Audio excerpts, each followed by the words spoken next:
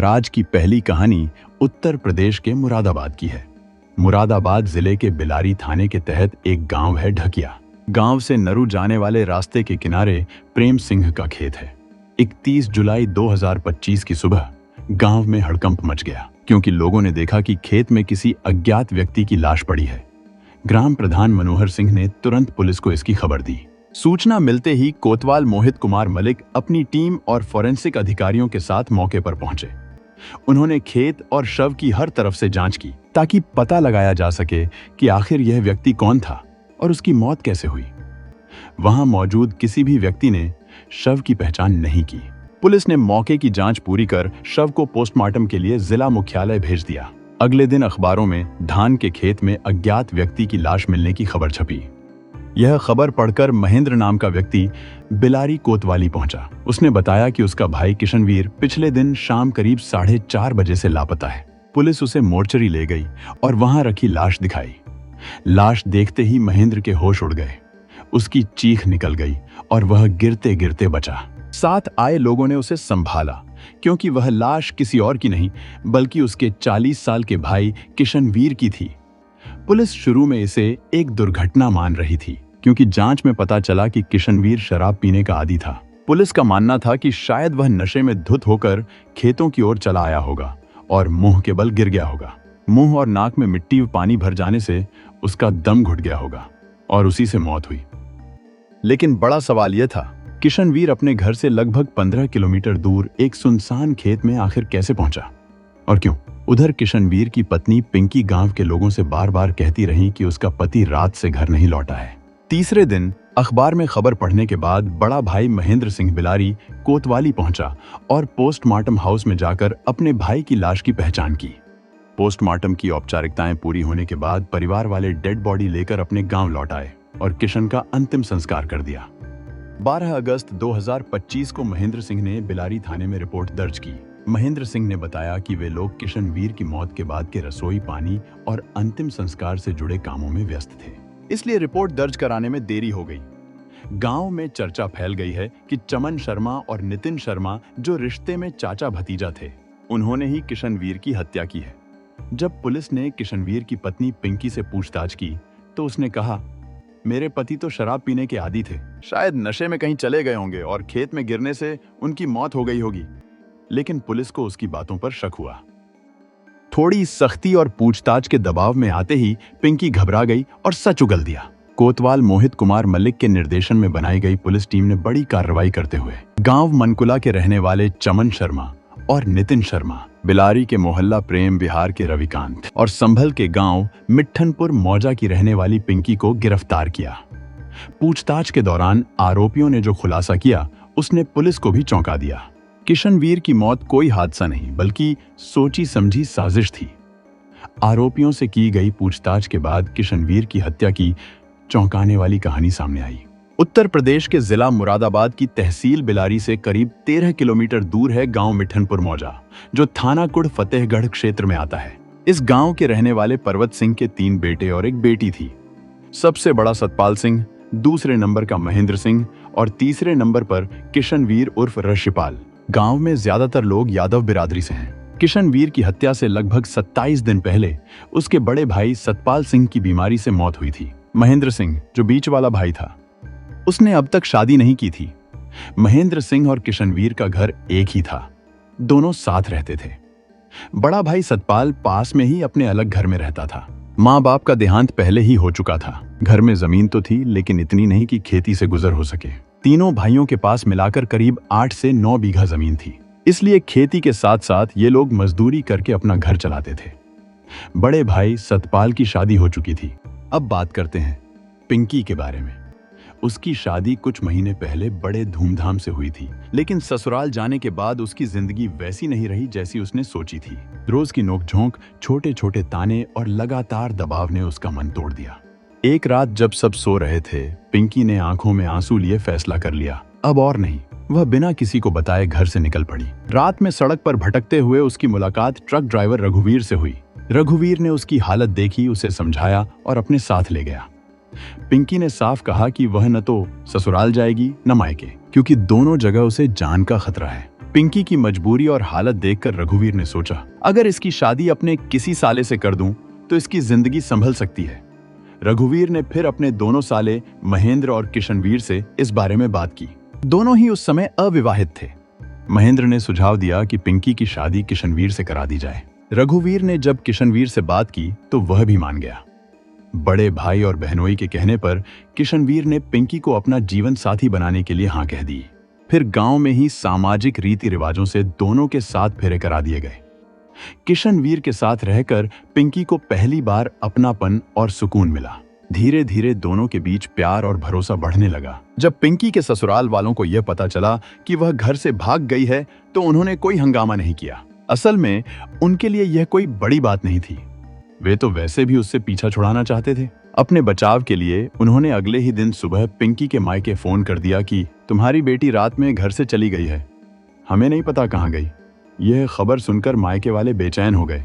उन्होंने दिन रात खोजबीन की, थाने के चक्कर लगाए, रिपोर्ट दर्ज कराई और हर जगह मदद की गुहार लगाई। आखिरकार उन्हें पता चला कि पिंकी इस समय जिला संभल के गांव मिट्ठनपुर मौजा में रह रही है। घर वालों की चिंता और समाज की बातें अब पिंकी के लिए मायने नहीं रखती थीं। उसने ठान लिया था कि अब वह अपनी जिंदगी अपने तरीके से जिएगी। पिंकी ने सबके सामने साफ कह दिया कि अब किशनवीर ही उसका पति है। गांव में तरह तरह की बातें शुरू हो गईं। किसी ने कहा कि पिंकी ने अपने परिवार की इज्जत मिट्टी में मिला दी, तो किसी ने कहा कि उसने बहुत हिम्मत दिखाई। लेकिन पिंकी के लिए अब इन सब बातों की कोई अहमियत नहीं थी। उसने अपने बीते कल की बंदिशें तोड़ दी थीं। अब वह वही डरने सहने वाली लड़की नहीं रही। वह अब अपनी नई जिंदगी की कहानी खुद लिख रही थी। हालांकि दूसरी बिरादरी में शादी करने की वजह से उसके मायके वालों को गांव में बदनामी झेलनी पड़ी। लोग ताने कसते, बातें उड़ाते, पर पिंकी के कदम अब पीछे मुड़ने वाले नहीं थे। समय तेजी से बीतता गया। किशनवीर और पिंकी अपनी जिंदगी को बेहतर बनाने की कोशिश में लगे रहे। एक दिन दोनों अलीगढ़ चले गए, जहां किशनवीर को एक कारखाने में नौकरी मिल गई। धीरे धीरे उन्होंने वहीं अपना घर बसा लिया। लेकिन शादी के 9 साल गुजर जाने के बाद भी उनके जीवन में बच्चे का सुख नहीं आ पाया, जिससे दोनों के मन में एक अधूरापन रह गया। शादी के शुरुआती दिनों में दोनों को उम्मीद थी कि जल्दी ही उनके घर बच्चों की किलकारियां गूंजेंगी, लेकिन वक्त बीतता गया और यह सपना अधूरा रह गया। हर शाम जब किशनवीर काम से लौटता तो आसपास के बच्चों को खेलते देख रुक जाता। बच्चों की हंसी सुनकर उसकी आंखें भर आती।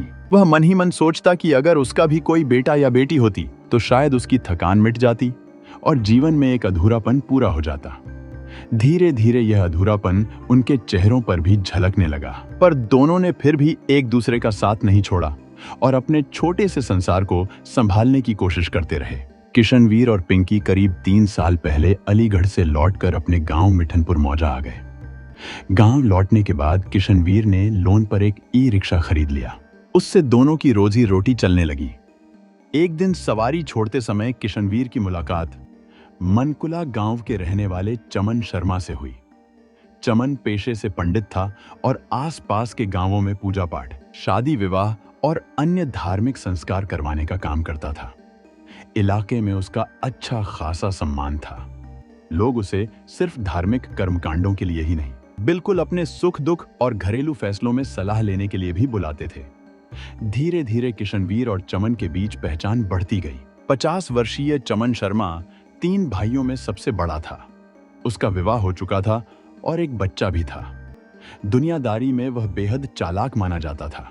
किशनवीर के घर उसका आना जाना बढ़ने लगा। हर बार वह बहाने से घर के कुछ जरूरी सामान लेकर पहुंच जाता। दूसरी ओर पिंकी उसका पूरा आदर सत्कार करती थी और प्यार से उसे खाना खिलाती थी, जिससे चमन का उनके घर पर और भी ज्यादा अधिकार सा बनता गया। एक दिन किशनवीर ने चमन को अपनी परेशानी बता दी कि इतने साल गुजर जाने के बाद भी बच्चा नहीं हो रहा। यह सुनने के बाद चमन ने उसे भरोसा दिलाया कि कुछ खास धार्मिक काम और उपाय करने पड़ते हैं, जिन्हें वह खुद करवा देगा और सारा खर्च भी वही उठाएगा। उसने साथ ही यह भी समझा दिया कि यह बात किसी और को नहीं बतानी है। इसके बाद चमन ने धीरे धीरे पिंकी के मन में तरह तरह की झूठी उम्मीदें डालनी शुरू कर दी। कभी दवाइयों का नाम लेकर, कभी ताबीज और टोटके के बहाने वह उसे यकीन दिलाता रहा कि बच्चा तभी होगा जब वह उसके बताए तरीकों को मानकर चले। किशनवीर सीधा साधा था और चमन की दी हुई पुड़िया भी उसी भरोसे में ले आया कि इससे बच्चा होने में मदद मिलेगी। पिंकी भी मासूम थी। मां बनने की चाहत में उसने चमन की हर बात पर विश्वास कर लिया। उसे लगने लगा कि शायद अब उसकी गोद सच में भर जाएगी। धीरे धीरे चमन और पिंकी के बीच नजदीकियां बढ़ने लगीं। पिंकी उसे अपना घर का आदमी समझती थी, लेकिन चमन के मन में गलत इरादे थे। वो कभी मजाक के बहाने छू लेता तो कभी ज्यादा अपनापन दिखाता। शुरू में पिंकी ने ध्यान नहीं दिया, उसे लगा वो सिर्फ मजाक कर रहा है, लेकिन चमन चालाकी से उसे अपने भरोसे में लेता चला गया। किशन को लगता था कि चमन सच में उसकी मदद कर रहा है, जबकि असल में वो उसकी भलाई नहीं, उसकी हालत का फायदा उठा रहा था। एक दिन चमन हमेशा की तरह खाने का सामान और शराब लेकर आया। उसने किशन के साथ बैठकर शराब पी, लेकिन उस दिन उसने एक पैग में नशे की गोली मिला दी। थोड़ी देर में किशन बेहोश हो गया। किशन के बेसुध पड़ जाने के बाद चमन ने गलत मौका पकड़ लिया और वो काम कर दिया जो उसे बिल्कुल नहीं करना चाहिए था। उसने पिंकी को बच्चा होने का लालच देकर उसके साथ नजदीकियां बढ़ा ली। पिंकी भी मां बनने की चाह में बह गई। इसके बाद दोनों के बीच की दूरी मिट गई, सारी बंदिशें टूट गईं और वो रात उनके लिए इश्क की एक नई दास्तां बन गई। रात का आखिरी पहर था। चमन की अचानक आंखें खुली तो सुबह होने वाली थी। पिंकी भी उठ चुकी थी। दोनों जानते थे कि यह रिश्ता अब सिर्फ एक रात का नहीं, बिल्कुल उनके जीवन की नई शुरुआत है।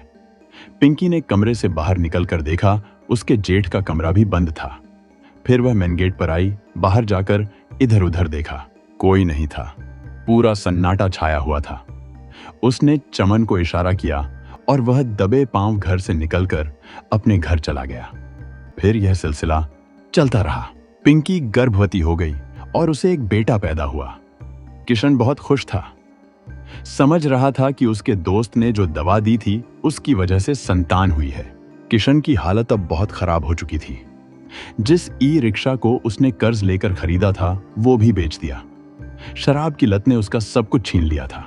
काम धंधा ठप पड़ गया था और घर में तंगी बढ़ती जा रही थी।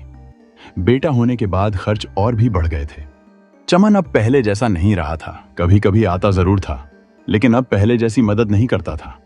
घर की हालत दिन ब दिन बिगड़ती जा रही थी। इसी बीच इस कहानी में एक और शख्स की एंट्री हुई, नितिन। वह चमन का सगा भतीजा था, उम्र लगभग 20 साल। नितिन और किशन की दोस्ती ई रिक्शा चलाते समय हुई थी। नितिन जानता था कि किशन पर कर्ज का बोझ है और घर की हालत ठीक नहीं है, इसलिए वह बीच बीच में उसकी मदद भी कर देता था। कई दिनों से किशन से मुलाकात नहीं हुई थी, तो एक दिन नितिन अपने दिए हुए पैसे मांगने उसके घर चला गया। शाम का वक्त था, सूरज धीरे धीरे ढल रहा था। आंगन में किशन और चमन चारपाई पर बैठे शराब पी रहे थे। थोड़ी देर बाद नितिन भी वहां आ गया। दोनों ने उसे पास बैठा लिया। तीनों देर तक बैठे बातें करते रहे और शराब पीते रहे। कुछ समय बाद किशन ने पिंकी से खाना लाने को कहा। पिंकी 3 थालियां लेकर आंगन में आई। उसने हमेशा की तरह नितिन को नमस्ते की। नितिन ने सिर उठाकर देखा और कुछ देर तक बस उसे देखता रह गया। उस पल में उसके मन में कुछ बदल गया था। खाना खाते वक्त भी नितिन की नजरें बार बार पिंकी पर ही टिकती रहीं। उस दिन उसने अपने पैसों की कोई बात नहीं की। जाते जाते बस इतना कहा कि अगर कभी कोई परेशानी हो तो उसे जरूर बताना, वह हमेशा मदद के लिए तैयार रहेगा। लेकिन उसकी आंखें अब भी पिंकी से हट नहीं रही थीं। पहली ही मुलाकात में नितिन के दिल में पिंकी के लिए कुछ महसूस होने लगा था। इसके बाद वह बार बार किशन के घर आने लगा। बातें बढ़ीं, मुलाकातें बढ़ीं और देखते देखते दोनों के बीच एक अजीब सा रिश्ता बनने लगा। नितिन ने भी वही रास्ता अपनाया जो कभी उसके चाचा चमन ने अपनाया था। एक दिन वह भी थैला भरकर खाने पीने का सामान लेकर आया। उसके पास शराब की बोतल थी और साथ में नशे की पिसी हुई गोलियां भी। रात को जब तीनों साथ बैठे तो नितिन ने चालाकी से किशन के पैग में नशे का पाउडर मिला दिया। कुछ देर में किशन फिर बेसुध होकर चारपाई पर गिर गया। इसके बाद जो हुआ, उसने एक बार फिर उस घर की इज्जत और रिश्तों को तोड़ दिया। उस रात पिंकी और नितिन ने वही गलती दोहराई जिसने पहले ही सब कुछ बर्बाद कर दिया था। नितिन के साथ पिंकी का रिश्ता अब खुलकर सामने आने लगा था। दोनों अक्सर मिलते और साथ वक्त बिताते। धीरे धीरे चमन और नितिन दोनों ही पिंकी के दीवाने हो गए थे। कभी चमन उसके घर आता तो कभी नितिन। पिंकी भी दोनों से अपने मतलब के हिसाब से रिश्ते निभाती रही।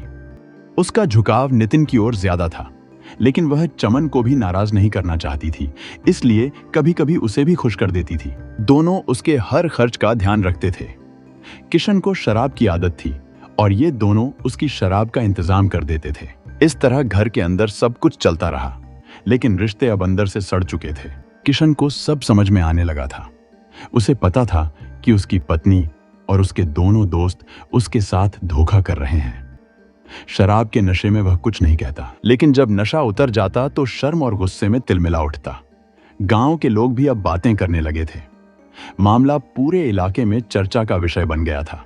किशन के लिए अब हालात ऐसे थे कि न चमन और न नितिन से वो कुछ कह सकता था। दोनों उससे ताकत और चाल में आगे थे। डर के कारण वह कुछ नहीं कर सका, बस अपनी पत्नी पर गुस्सा निकालता रहा। पति की रोज रोज की कलह से पिंकी तंग आ चुकी थी। उसने अपने दोनों प्रेमियों से मिलकर फैसला किया कि किशन को रास्ते से हटाना ही पड़ेगा। घर में पैसे वैसे ही खत्म हो चुके थे, ऊपर से किशन को कई दिनों से शराब भी नहीं मिली थी। इसी कमजोरी का उन्होंने फायदा उठाया और पूरे काम की शुरुआत यही से की। पिंकी ने किशन को बताया कि नितिन सियोंडारा में है और उससे बातचीत हो चुकी है, इसलिए वह नितिन के पास चला जाए तो 4,000 रुपए मिल जाएंगे। योजना यह थी कि किशन पैसों के लालच और शराब की उम्मीद में नितिन से मिलने चला जाएगा और फिर जो आगे होना था वही कर दिया जाएगा। गांव मिठनपुर मौजा से सियोंडारा की दूरी करीब 2 किलोमीटर थी। किशन पिंकी की बात मानकर वहां पहुंच गया। वहां पहले से ही चमन शर्मा, नितिन शर्मा, अवनेश और रविकांत मौजूद थे। पास में ही शराब की दुकान थी। नितिन वहां से 2 बोतल शराब लेकर आया और सब एकांत जगह पर जा बैठे। थोड़ी देर बाद किशन ने नितिन से कहा कि पिंकी ने उसे पैसों के लिए भेजा है। उसे उम्मीद थी कि पैसे मिल जाएंगे और फिर वह शराब लेकर घर लौटेगा, लेकिन उसे अंदाजा नहीं था कि उसी जगह उसकी जिंदगी का आखिरी खेल शुरू हो चुका है। योजना के मुताबिक उन्होंने किशन को जमकर शराब पिलाई। वह इतना नशे में चूर हो गया कि खड़ा तक नहीं हो पा रहा था।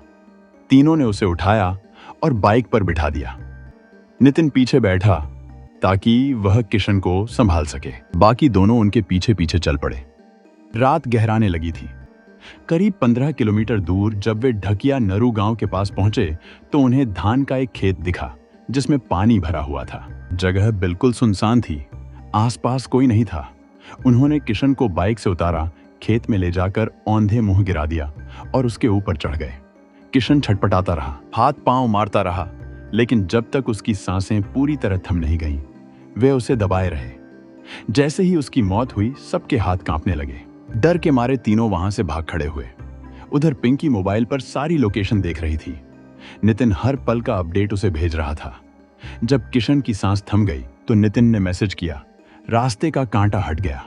सभी आरोपियों से पूछताछ पूरी करने के बाद पुलिस ने उन्हें अदालत में पेश किया। अदालत ने चारों को न्यायिक हिरासत में भेजने का आदेश दिया, जिसके बाद सभी को जेल भेज दिया गया। पिंकी के साथ उसका 2 साल का बेटा भी जेल चला गया। वहीं एक अन्य आरोपी अवनीश कुमार, जो मुरादाबाद के रमपुरा गांव का रहने वाला था, उसे पुलिस ने 14 सितंबर को गिरफ्तार किया। अवनीश को भी अदालत में पेश करने के बाद जेल भेज दिया गया। इस पूरे मामले में अब अदालत में मुकदमा चल रहा है। सभी आरोपी न्यायिक हिरासत में हैं और सबूतों व गवाहों के आधार पर अदालत में सुनवाई जारी है। पुलिस ने चार्जशीट दाखिल कर दी है और अब फैसला अदालत के आदेश पर निर्भर करेगा।